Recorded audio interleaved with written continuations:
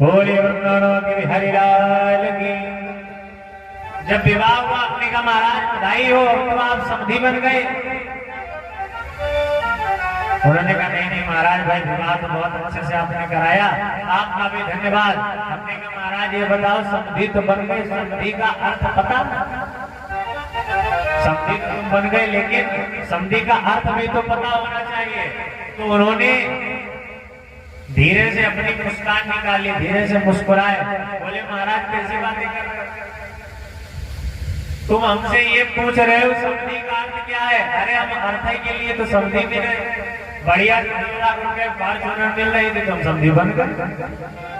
समधी के कोई अर्थ नहीं होता, अभी तो अर्थ के लिए ही समधी बना जाता है। और बोले फिर क्या होता है? बोले दंपतीनां च कलकलम। फिर क्या होता है? दाम्पत्य जीवन हमेशा बिगड़ा रहता है, आपस में हमेशा लड़ाई करते रहते हैं।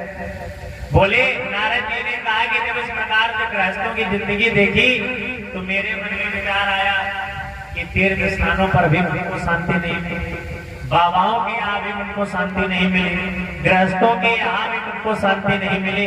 तो चलो अब एक ही स्थान बाकी है, वो स्थान पता क्या है? वृंदावन, जहाँ पर भगवान अभी अभी अपनी लीला का स्मरण करके गोलोक धाम सिधा रहे हैं। तो चलो वहां चलकर के ही मेरे मन को कुछ शांति मिलेगी।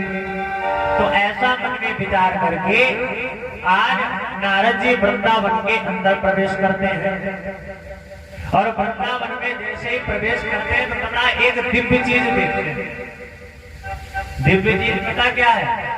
एक नवयुवती स्त्री बैठी हुई है और उसकी गोद में 2 बूढ़े बालक लेटे हैं। दिखने में तो वो बालक लग रहे हैं, लेकिन वो जर्जरित अवस्था को प्राप्त हो चुके हैं।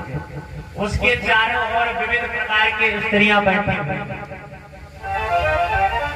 नारद जी ने जब ऐसा स्थान देखा तो भाई संत हृदय नवनीत समाना, बोले चलो चलकर के इनका कष्ट देखें, आखिर क्यों रो रही। फिर मन में विचार आया कि इतनी स्त्रियां बैठी हैं, कोई पुरुष वर्ग यहाँ है नहीं, अच्छा हम जाए हमसे कोई कुछ कहते हैं तो बेकार बाबा की बेइज्जती हो जाए। अच्छा जैसे मन में विचार किया आगे बढ़े, लेकिन पुनः अपनी बेइज्जती का विचार करके पीछे बढ़ने लगे। तब तक उस युवती ने आवाज लगाई और पता क्या कहा? भो भो साधो क्षणं तिष्ठ मच्चिंता विनाशय दर्शनं तव लोकस्य सर्वथा गहरं परम्। आप लोगों ने पढ़ा होगा हे हो अरे, ये सब संबंध सूचक शब्द कहे जाते हैं, पढ़े हो तब पता होगा ना।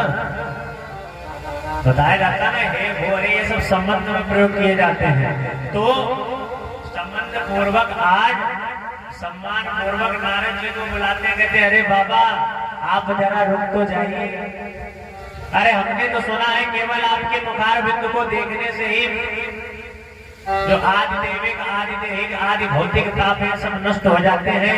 तो आप कृपया करके मेरे बच्चों को ठीक करने का उपाय बताएं। नारद जी ने कहा भाई हम आपके बारे में जानते तक नहीं है, तो हम कैसे उपाय बता दें? नारद जी ने कहा बद देवी सविस्तारम सुस्व दुख से कारणम। हे देवी आप अपने दुख का विस्तार पूर्वक हमें कारण बताइए।